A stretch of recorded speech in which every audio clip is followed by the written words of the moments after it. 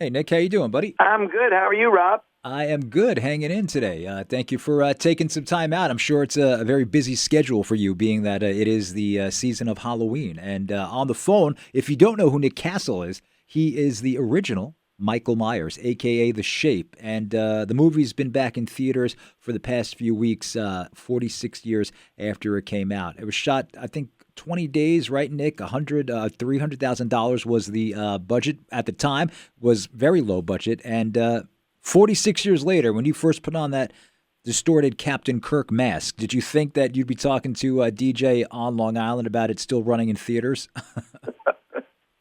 Absolutely not, unless you were a serial killer yourself and had to talk to me about uh, how you actually make this work. No, there's no possibility we thought it was going to be anything but a movie that would come out, make a few bucks, and go into the trash bin of history, probably. And here we go. It's an iconic thing. And how much has it changed? I mean, I don't even know if you can answer the question with, in the time frame that we have, but how has it changed your life? I mean, just by putting on a mask, basically, you're like the biggest anonymous superstar out there.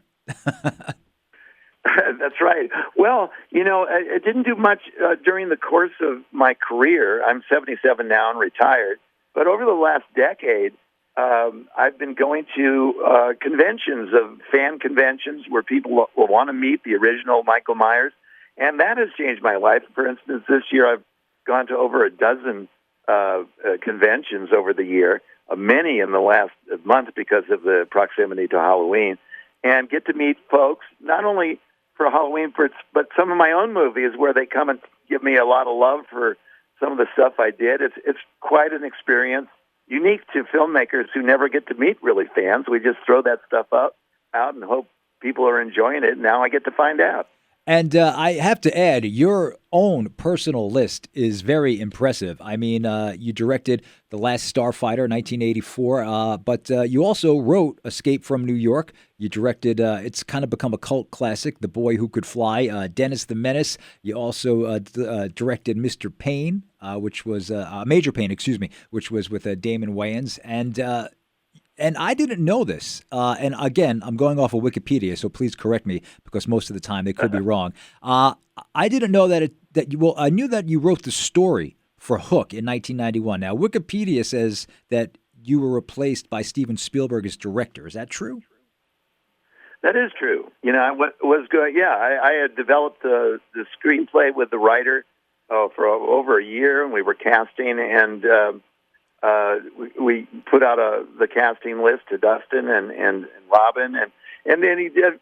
Things happen in the motion picture business, and Steven took over, and I think did a very nice job. And I mean, well, that was a great story. So I got to give you kudos to that there, Mr. Castle. Very good. Yeah, thank you. You're welcome. But I want to get back to, Halloween, which is why we have you here. And I guess I've been asked by a few people to get it from straight from the shape's mouth, if you will. What or what is Michael Myers? What is Michael Myers, this unkillable machine in your mind? I mean, I know you worked closely with John, and John was the one that created these characters. So what is Michael Myers? Who is Michael Well, Myers? John made this purposely confusing in a way. He didn't want to say. He thought it would be actually more fun, just like your question implies, to let people kind of figure it out on their own and give it their own impressions. I know in general he wanted it to be not to psychoanalyze a real human being. He wanted him to be the epitome of real evil, so that you wouldn't know. And that's some of the dialogue that the the doctor that was played by Donald Pleasance will give you some hints on in the storyline. So is he somehow just human? Is there something about him that creates that brings up the supernatural? We don't know. It's just something the audience gets to play with and have fun with. Well, there's been so many reboots of Halloween. So, as the original Michael Myers, which version should we follow as canon? Are we following now from 78 to 2018 and the following two films after that, in your mind? Well, Yeah, that's my favorite. Personally, I like the idea of going from that Michael was the killer of his sister, and that the relationship with Laurie Strode, played by Jamie Lee Curtis, was somewhat accidental. In the sequels after '78, she is regarded as a sister, Yes. and that's the reason that he's coming after her. I like the idea of the randomness of him.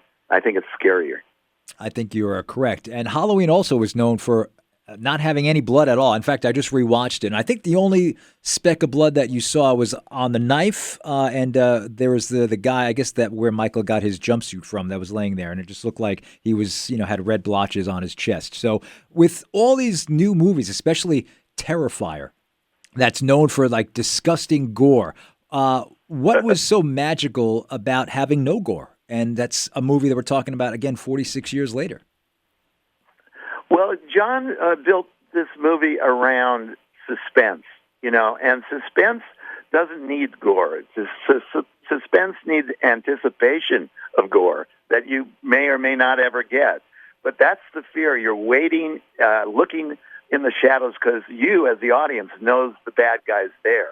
But the people, the poor victims, are usually not aware of it until it's too late.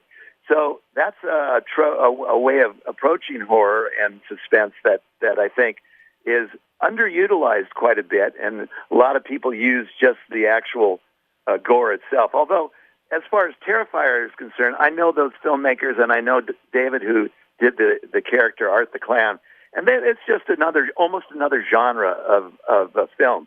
And I think fans have just a tremendous amount of fun with that as well. A buddy of mine I joke around, I say he's like a dork because he's into all of like the, movie stuff. He says, and he's right, that Art the Clown has kind of gotten into that realm where it's Jason, Freddy, Leatherface, and Michael Myers. Oh, believe me, yeah. I mean, David, yeah, I go to these horror conventions, and believe me, the line for people wanting to get his autograph stretches around the block. I don't know if so that's... he's very, very popular in the genre, if that's any indication of the fan base. I spoke with Michael Levy, who was one of the assistant directors on both those Terrifier movies, 2 and 3, and he also directed this new movie, Stream. And I kind of said to him, I was like, what's wrong with America when that's the number one movie in the country? Is there something that we should worry about? Well, we probably need a lot of sardonic wit, which is what that has, to kind of appreciate the real world these days. Exactly. So I would explain it that way. Well, I know you're short on time, Nick. I got 2 quick questions. One of them was on behalf of another guy that's a big comic and movie guy that works here, our web guy. He wanted to know what you thought about Rob Zombie's Halloween franchises. I thought Rob did a really interesting job, a nice job at Tyler Mane being he's like 7 feet tall. Yeah. As a Michael. Everything was pumped up into that Rob Zombie world. So I thought I would like to see more of that. I would like to see other really good filmmakers who have their own take on this explore the Michael Myers character. So yeah, I thought Rob gave it his own signature, and a lot of people love it. And you've worked on so many films throughout your career. I'm sure around the way you've possibly have met William Shatner. And if you did he ever ask you, what was it like wearing my face?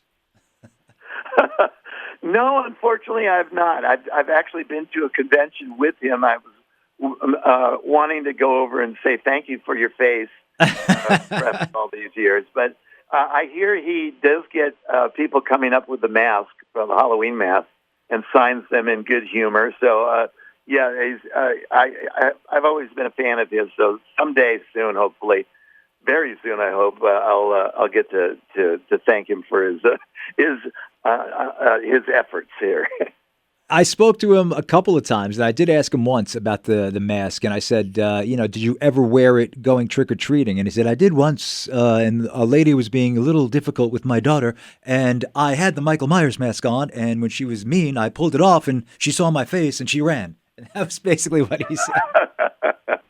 That's a great answer. I'll remember that. That's what he told me. And It's just been a pleasure to speak with you, Nick. I know that you're very busy. After Halloween, it's like what do you do for the rest of the year? Do you just relax and get rid of your tension from all the cons, or do you do conventions and stuff all year? I know it's cool meeting fans, but it could get boring as well. Yeah, well, I do have one more convention in Columbus, Ohio, in December, and then it's the holiday season. I'm taking my family to Italy this year, and we're going to have a blast. So that's retirement is a great I should have done this to start with. It's a lot more fun. And speaking of retirement, is Michael Myers officially retired, or will we see him again?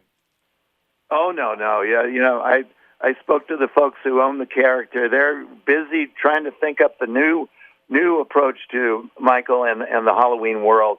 I'm sure that the fans won't allow it to die off, and either will the people that make money from it. So we'll see.